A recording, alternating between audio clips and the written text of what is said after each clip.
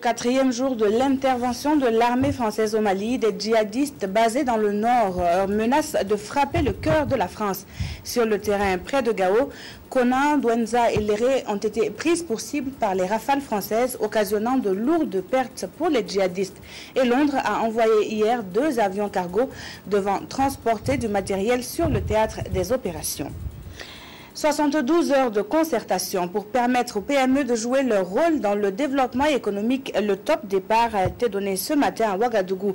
Plusieurs acteurs se penchent sur le programme d'action de la commission de l'UEMOA qui vise à accompagner financièrement ces entreprises pour l'expansion économique et de l'espace monétaire. Mesdames, Messieurs, bonjour et bienvenue à tous à cette édition de la mi-journée. Avant de développer ces titres, nous ouvrons le chapitre éducation de ce journal à Ouagadougou. Ce matin, il s'est tenu une rencontre scientifique qui a réuni les pays membres du Conseil africain et malgache pour l'enseignement supérieur CAMES. La rencontre de ce jour prépare celle des ministres prévue se tenir en avril prochain.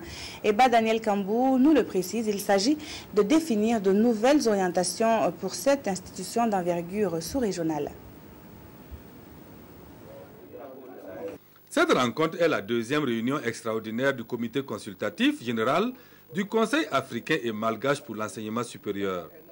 C'est l'instance académique du CAMES qui réunit les recteurs, les présidents d'universités, les directeurs nationaux de recherche et les directeurs généraux des organismes des pays membres.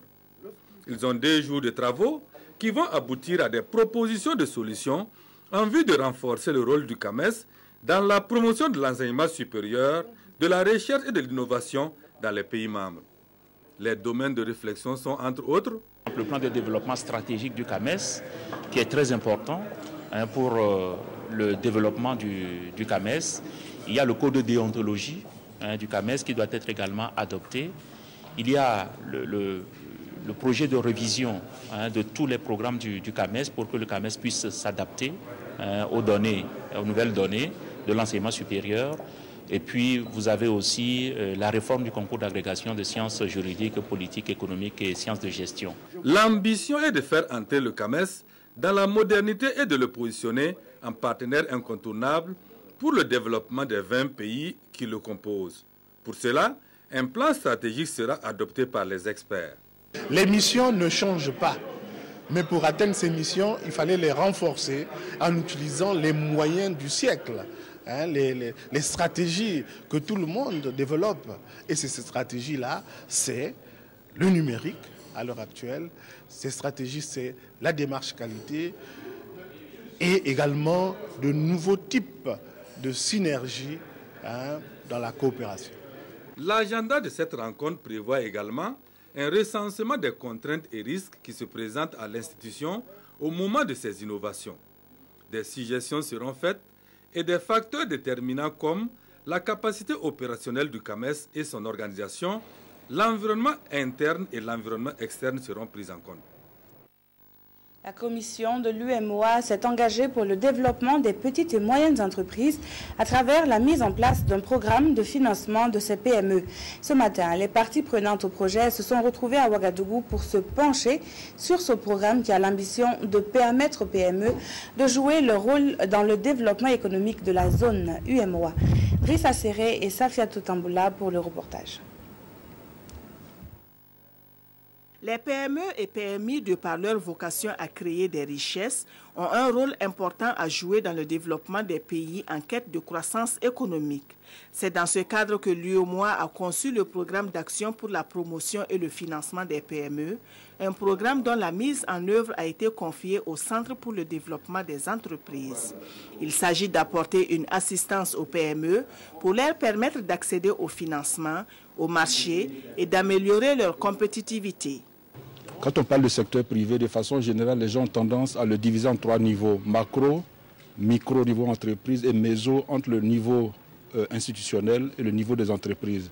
Donc c'est en travaillant sur les différents niveaux, c'est en apportant des solutions aux problèmes qui se posent à ces différents niveaux qu'on pourra, disons, trouver une solution durable aux problèmes des PME.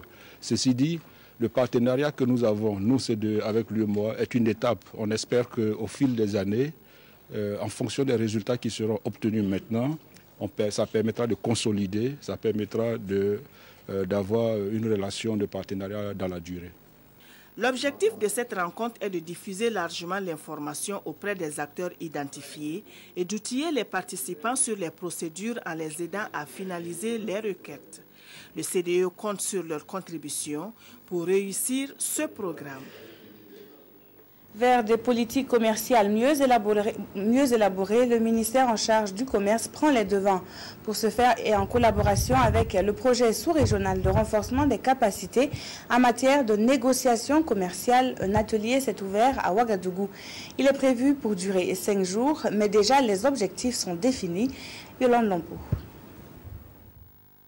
Venus des différents départements ministériels, des organisations de la société civile et du secteur privé, ces participants ont 5 jours pour s'approprier les outils nécessaires à la formulation et à la mise en œuvre des politiques commerciales afin de consolider l'intégration régionale. C'est pourquoi les composants du programme sont axés notamment sur l'intégration régionale, le tarif extérieur commun de la CEDEAO, la facilitation des échanges ainsi que d'autres thématiques traitant de la formulation de la politique commerciale, notamment l'aide pour le commerce, le plan de libéralisation des échanges de la CEDEAO. Le présent atelier est organisé conjointement par le projet de renforcement des capacités en matière de négociation commerciale de la CEDEAO et le ministère de l'Industrie, du Commerce et de l'Artisanat. Il devra leur permettre de corriger leurs faiblesses pour mener efficacement les négociations commerciales et relancer l'économie sous-régionale. En religion, la nouvelle équipe qui va conduire le Conseil général des Assemblées de Dieu jusqu'en 2018 est désormais connue.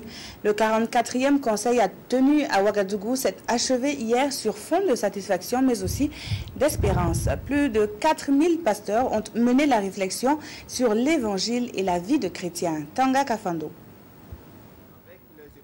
À leur côté, les membres du nouveau bureau exécutif national des Assemblées de Dieu du Burkina reçoivent les bénédictions du révérend Alton Gerritsen des États-Unis et celles des garants de l'Église. Le renouvellement du bureau, la révision et l'adoption de la Constitution, des prières ainsi que des chants de louanges et d'adoration ont constitué les activités majeures de la rencontre 44e du genre. Vraiment, je suis très satisfait parce que ce qu'on avait planifié, eh bien, a réussi. Je peux dire que le message qu'on avait à passer réellement aux pasteurs, alors a été bien communiqué. La communication a été bonne, avec humilité et tremblement. Je dirais que j'ai été reconduit. Alors, c'est une confiance que l'Église a faite et je loue le Seigneur et je les remercie. Du baptême du Saint-Esprit à la maturité et le défi du ministère, parmi les enfants sont les thèmes qui ont retenu l'attention des pasteurs. Les orateurs, Nam Sokim et Alton Gerritsen, ont insisté sur la nécessité de faire porter l'évangile par les enfants, gage d'un monde de paix et d'une relève sûre pour la mission évangélique. It has been a phenomenal week. I have enjoyed it immensely. Il faut savoir que ça a été une semaine de phénoménale. J'ai eu un bon moment. Le peuple du Burkina Faso, depuis que je suis venu, j'ai remarqué qu'ils ont été généreux, ils ont aimé et ils ont reçu le message pour servir le Seigneur. Lorsque nous serons de retour dans notre région, nous allons d'abord essayer de mobiliser encore nos pasteurs à mettre en application ce qu'ils ont reçu. Nous avons reçu un riche enseignement concernant surtout les enfants. Et nous allons certainement organiser et demander l'appui de ces personnes qui sont venues nous donner l'enseignement à nous soutenir pour que les enfants soient formés. Après 4 jours d'intenses travaux, c'était hier donc le moment de rendre grâce à Dieu pour l'organisation réussie de ce triennal des pasteurs des Assemblées de Dieu et d'éclairer la voie pour 3 ans de marche. 3 ans avant de se retrouver pour le 45e conseil. Et puis cet anniversaire, ou plutôt ce double anniversaire commémoré à Temnaouré dans la région du Nord. Monseigneur Justin Tietenga, évêque de Waïgouya, et l'abbé Boniface Sebgo célèbrent 25 ans de vie sacerdotale. Plusieurs festivités ont marqué ce jubilé d'argent et c'est dans leur paroisse d'origine que ces hommes de Dieu sont allés célébrer la grande messe d'action de grâce. C'est Sylvestre Da. 1987-2012, voilà 25 ans que Monseigneur Justin Tertiga, évêque de Waïguia, et son promotionnaire, l'abbé Boniface Sebogo, curé de la paroisse Saint-Thérèse de l'Enfant Jésus en France, ont été ordonnés prêtres. Un jubilé d'agence a s'est fait et le diocèse de Waïguia a voulu l'événement grandiose à travers diverses activités commémoratives qui ont débuté le 29 décembre dernier et couronnées par cette messe d'action de grâce à Temnaoré, la paroisse d'origine des 2 bergers de l'église.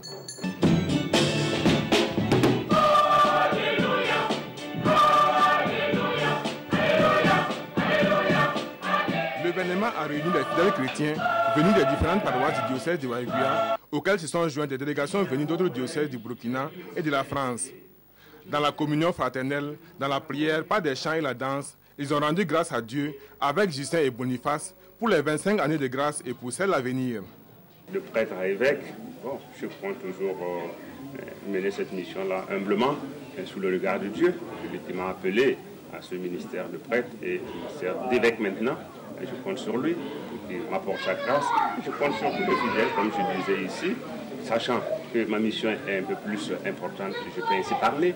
Ils me soutiennent dans la prière et bien sûr de leurs conseils, de tous leurs rapports qu'ils pourraient m'amener. Donc, vraiment, c'est m'ouvrir à être aidé dans cette mission-là, qui est une mission comme il y a là-bas, le père de la famille du Cézanne, donc un père vaut, parce que ses fils aussi sont valables. En 25 ans de sacerdoce, Justin Tertiga a servi à la paroisse de Réau, puis à la paroisse cathédrale de Koudougou. Docteur en théologie de la pastorale en santé et aumônier des malades, il a été sacré évêque de Waïguia en 2010.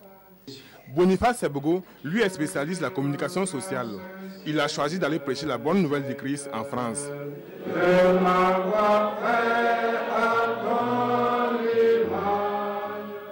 À Temnaoré, c'est un retour aux sources pour les 2 serviteurs de Dieu.